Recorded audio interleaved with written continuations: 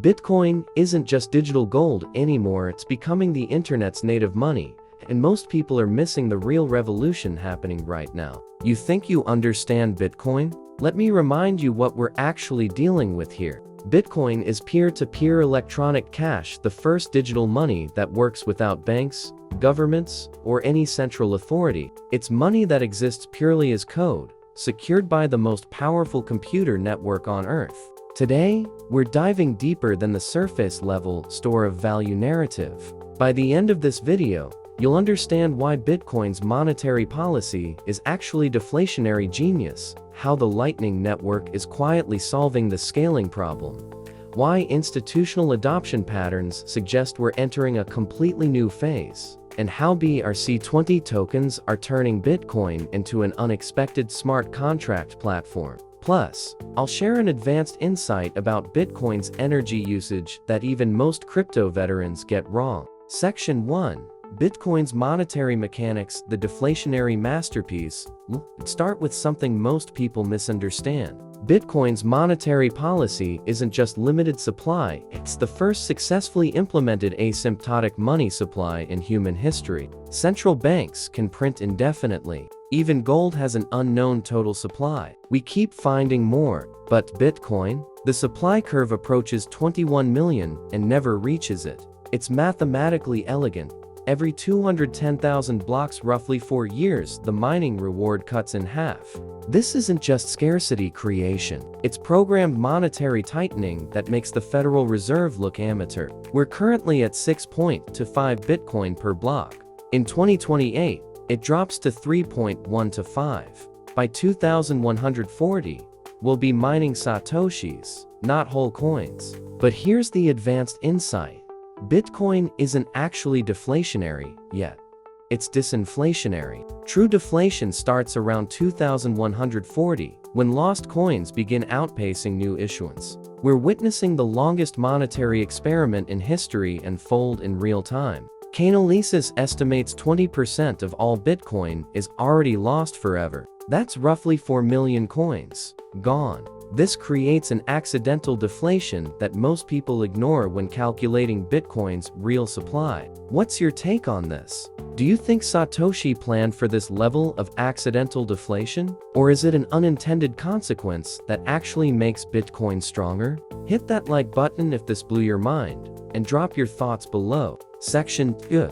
Lightning Network, the scaling solution hiding in plain sight. Now, let's talk about something that separates Bitcoin maximalists from casual observers. The Lightning Network isn't just a scaling solution, it's Bitcoin's transformation into programmable money. Most people know Lightning as faster, cheaper Bitcoin payments. That's kindergarten-level understanding. Lightning is actually a second-layer smart contract system that enables Bitcoin to do things Ethereum wishes it could do, but with Bitcoin's security guarantees. Consider this real-world example. Strike, built on Lightning, processes payments faster than Visa while settling in Bitcoin. Jack Mallers demonstrated this by sending Bitcoin from the US to El Salvador in under a second, converting seamlessly between dollars and satoshis. Traditional banking? That same transfer takes 3-5 business days and costs $50 plus in fees. But here's where it gets interesting. Lightning enables micropayments down to 1 Satoshi, that's $0.0003 at current prices. This opens use cases impossible with traditional payment rails, streaming money per second, pay-per-article journalism, or tipping content creators fractions of a penny. The network effect is accelerating exponentially. Lightning capacity has grown 1,000% in 2 years. Major exchanges like Kraken, Bitfinex, and River now offer Lightning withdrawals. When Binance adds Lightning support, and they will see another order of magnitude growth. Here's an advanced tip most people miss. Lightning liquidity management is becoming a legitimate business model. Companies like Magma and Lightning Labs are creating markets for Lightning channel liquidity. You can literally earn yield by providing routing liquidity to the network. Section 3.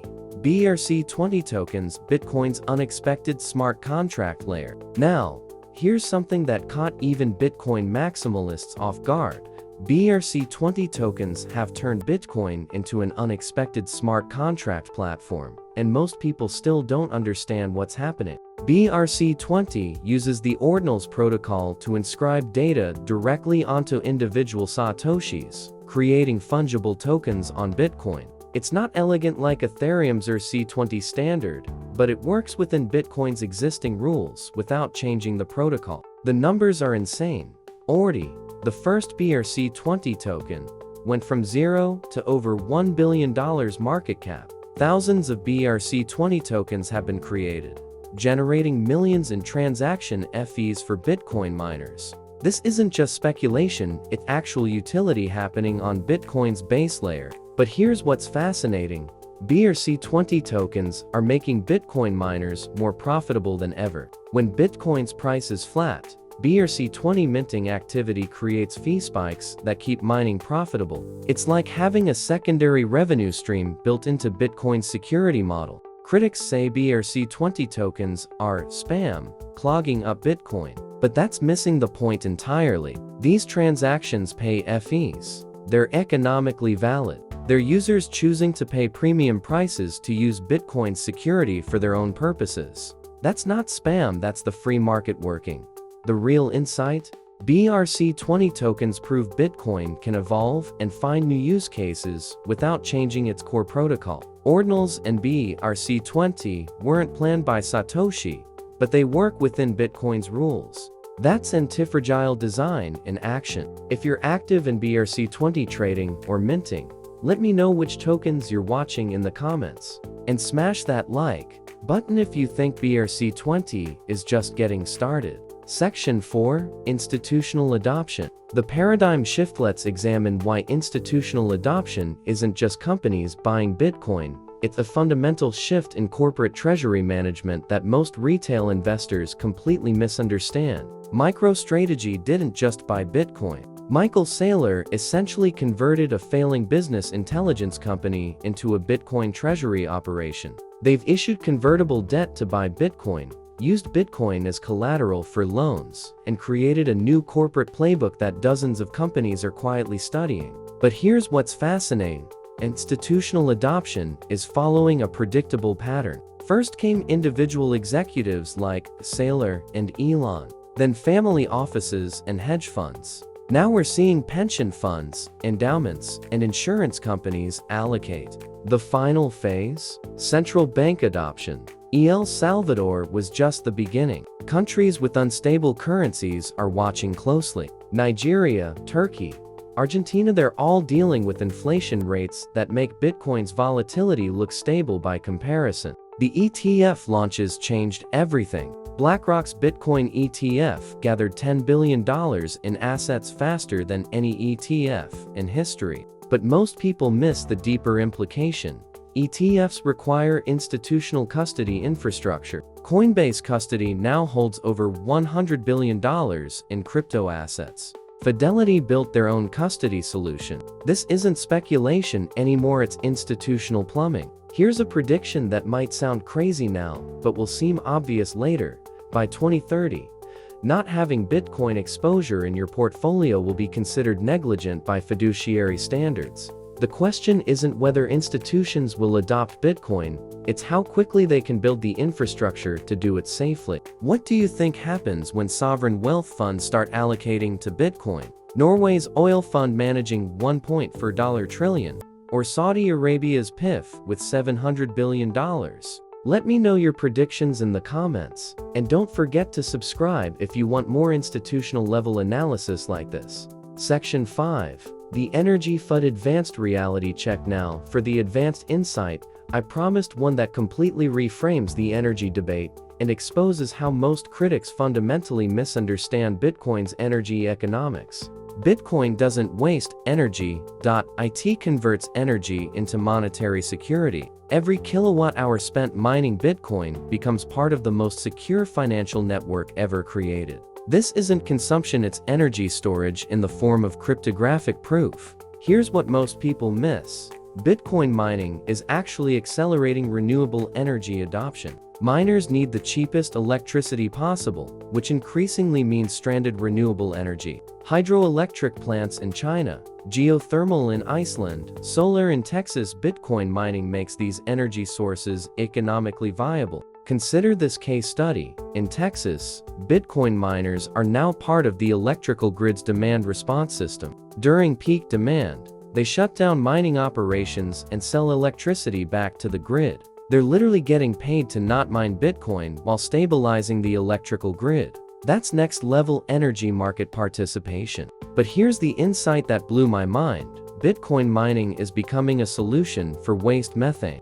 Companies like Crusoe Energy are capturing methane that would otherwise be flared at oil drilling sites and using it to mine Bitcoin. They're literally turning environmental waste into digital gold while reducing greenhouse gas emissions. The energy criticism assumes Bitcoin competes with other uses for electricity. In reality, Bitcoin mining often utilizes energy that would otherwise be wasted or creates economic incentives for renewable energy development that wouldn't exist otherwise. Section 6. Bitcoin's network effects. The flywheel nobody talks about. Finally, let's discuss the network effects driving Bitcoin adoption. Effects so powerful they create their own gravitational pull in the financial system. Bitcoin exhibits classic network effects. The more people use it, the more valuable it becomes for everyone else. But Bitcoin's network effects operate on multiple layers simultaneously. There's the security network. More miners make the network more secure. The liquidity network. More holders create deeper markets.